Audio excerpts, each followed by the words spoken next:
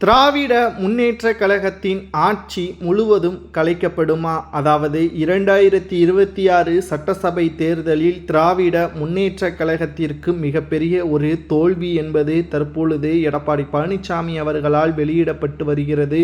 415 வாக்குறுதிகளில் 20% கூட நிறைவேற்ற முடியாத திராணி இல்லாத அரசாகத்தான் திமுகவின் அரசு செயல்படுவதாக பல்வேறு குற்றச்சாட்டுகளும் முன்வைக்கப்பட்டு வருகிறது. 2026 சட்டசபை தேர்தலில் 10 இடங்களில் கூட திமுக வெற்றி பெறாது, ஆட்சி முழுவதும் கலைக்கப்பட்டு ஆளுநர் RN ரவி அவர்களிடம் ராஜினாமா கடிதத்தை ஸ்டாலின் அவர்கள் கொடுப்பதும் உறுதிதான் என்ற தகவலும் தற்பொழுது கிடைக்கப்பெற்றுள்ளது. 2026 சட்டசபை தேர்தல் திமுகவிற்கு கடும் போட்டியாக அமையும் என்பதில் துளி அளவு கூட மாற்று கருத்து கிடையாது. ஏனென்றால் 2026 சட்டசபை தேர்தலை பொறுத்தளவிற்கு மிகப்பெரிய அளவில் எதிர்பார்ப்புகள் ஒட்டுமொத்த தமிழக மக்களும் காத்து கொண்டிருப்பதற்கு காரணம் புதிய கட்சிகளும் போட்டி போடுவதற்கு தயாராக இருப்பதுதான். அது மட்டுமல்ல, 2026 சட்டசபை தேர்தலில் திராவிட முன்னேற்ற கழகத்தின் ஆட்சி கலைக்கப்படுவதோடு மட்டுமல்ல, கூட்டணியில் இருக்கின்ற அனைத்து கட்சிகளும் தோல்வி அடையும்.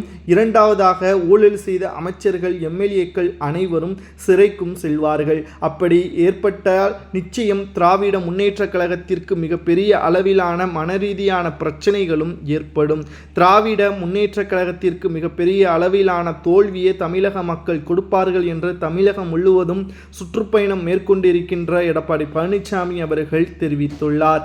மக்கள் திராவிட முன்னேற்ற கழகத்தின் வாக்குறுதிகளை 2021 சட்டசபை தேர்தலில் நம்பினார்கள். ஆனால் இப்பொழுது மக்கள் அனைவரும் திமுகவை புறக்கணித்து விட்டார்கள். ஒருபோதும் திராவிட முன்னேற்ற கழகத்தின் ஆட்சி தேவையில்லை என்ற நிலைமையையும் ஏற்றுக்கொண்டு விட்டார்கள். கிட்டத்தட்ட எடப்பாடி பழனிசாமி அவர்கள் ஒட்டுமொத்தமாக 2026 சட்டசபை தேர்தலில் முதல்வராக பொறுப்பேற்கக்கூடிய நாள் வெகு விரைவில் இல்லை என்ற தகவலும் தற்பொழுது கிடைக்கப்பெற்று உள்ளது.